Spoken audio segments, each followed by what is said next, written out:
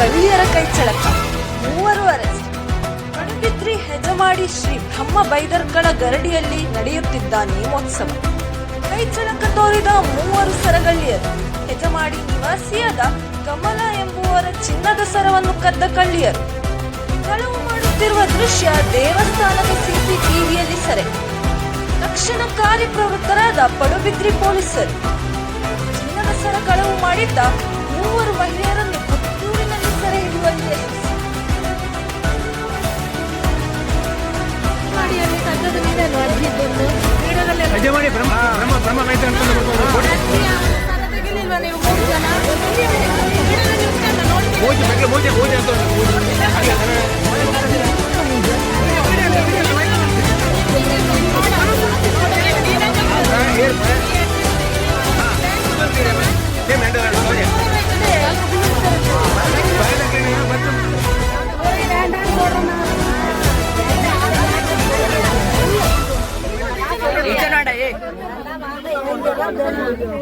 ನಾಳೆಗೆ ವೀಡಿಯೋ ತೋರಿಸ